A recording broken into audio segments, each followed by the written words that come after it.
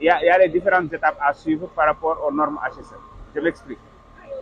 Parce que l'agent que j'ai trouvé ici,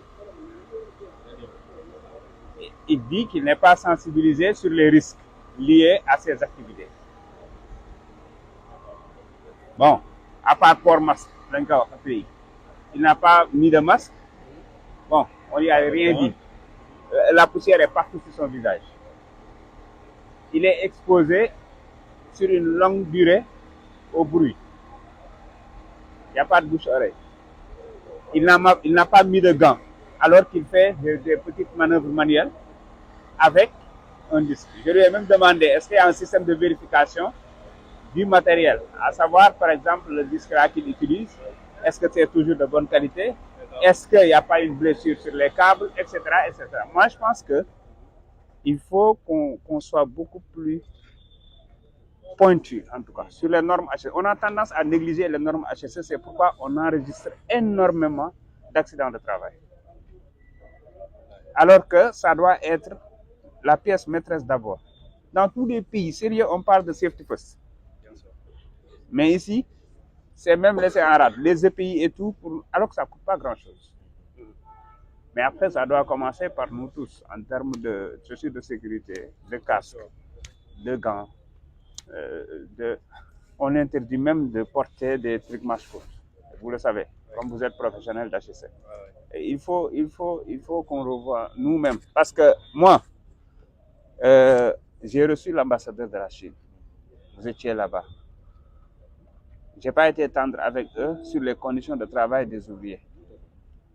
Mais si nous-mêmes ne donnons pas l'exemple, s'ils viennent ici, parce que moi je sais qu'une entreprise chinoise qui part à Amsterdam pour réaliser un projet là-bas, il trouve là-bas des normes qu'il va respecter. Mais ici, si nous-mêmes, nous trouvons que bon, c'est secondaire, quoi, porter des gants ou bien même masques ou lunettes de sécurité ou des bouches-oreilles, c'est secondaire, quoi. C'est pourquoi on se retrouve avec des doigts coupés, on se retrouve avec des problèmes de vue, des problèmes de, comment dirais-je, respiratoires, ainsi de suite. Et ça, comme vous êtes en quelque sorte les maîtres d'ouvrage et autres, pour moi, il faut veiller sur ça. C'est extrêmement important l'aspect HSE. Mais j'ai comme l'impression que la plupart des entreprises, particulièrement dans le secteur BTP, ils négligent le côté HSE. Alors que les risques sont là, bien présents et énormes. Pour vous rassurer, cet aspect-là a été pris en compte depuis le début du projet. C'est pas ce que je vois, sur les faits. Oui, je viens de l'arrêter avant de passer. C'est vrai que parfois il y a des récalcitrants, des gens qui ne veulent pas suivre, mais nous on les arrête et on les sort du chantier. Ça on le fait depuis le début. C'est ce qui a fait que depuis le début du chantier, on n'a pas on a arrêté des accidents, mais des accidents minimes. Mais on est toujours dans l'évaluation continue et les normes dont vous parlez tout de suite là, la 45 000 heures, a été appliquée depuis le début. Vous faites les quarts d'heure aussi, non? On le fait, oui. Une fois par semaine. Voilà. Ça a été décliné dans les PHS, les plans hygiène sécurité environnement. Et il faut qu'il y ait un suivi par rapport à ça également. Parce que ce que nous avons trouvé ici, M. Miss a raison, le gars, il n'a aucun équipement. Moi, je l'ai arrêté tout de suite avant de... Mais nous, on l'a trouvé en train de travailler. Il a continué. D'accord. Le sujet, on a pris notre comme M. Miss, c'est une culture, la sécurité. C'est une culture, c'est pas... C'est un combat jamais gagné, quoi. C'est-à-dire que même quand on est bien, le jour d'après, on peut dérailler. Et c'est vrai que c'est une répétition et c'est une formation. Et c'est vrai que nous, des fois, on se retrouve à discuter aussi avec des opérateurs qui ne comprennent pas et où on prend beaucoup de temps à expliquer. Il y en a qui font les fortes têtes et qui ne veulent pas. Et c'est vrai que c'est quelque chose qui est redondant et un travail qui finit. Vous savez, c'est une culture. Il faut amener la personne à une prise de conscience du fait que tout ce que nous sommes en train de dire, c'est pour lui. C'est ce qui est important. Ils sont capables de le comprendre et de se l'approprier. Et pour ça, je pense qu'il faut qu'il y ait déjà une très grande équipe HSE. Bien sûr. Chaque site a un responsable HSE dédié, un référent auprès de la Géroute, un référent auprès de chaque sous-traitant. Mais après, avec des relais HSE qui sont sur le terrain. Oui, mais c'est des combats jamais gagnés. Les procédures existent. Et les checklists et tout. Les procédures existent.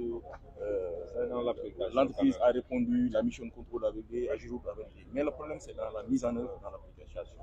Et il a raison. C'est-à-dire que dans certains secteurs, comme les mines, comme l'industrie, les gens sont plus regardants sur ces aspects que dans le BTP. Mais vous savez pourquoi? Si on trouve un agent qui travaille sans respecter un seul point des règles sécuritaires, non seulement lui, il est sanctionné, son supérieur est sanctionné, son manager est sanctionné, parce qu'on parle de consequence management. À partir de ce moment, son manager va mettre la pression sur son superviseur et vice-versa. Donc, ce qui fait que finalement, tout le monde va parce qu'il y en a qui vont prendre conscience et qui vont pas attendre qu'on le rappelle à l'ordre, mais il y en a, il faut vraiment être derrière, sanctionner entre autres, positivement comme négativement. Mais le problème, franchement, c'est pas vous, c'est pas vous seulement, hein, c'est une question de culture générale chez nous. Et pourtant, pour vous dire que c'est possible, parce que quand vous allez dans les mines, dans les sociétés pétrolières, c'est les mêmes Sénégalais qui travaillent là-bas. Mais ils sont assez bien sensibilisés, ils sont conscients des risques liés en tout cas aux travaux. Il y a énormément de risques que j'ai identifiés ici, énormément. Même le balisage n'est pas bon.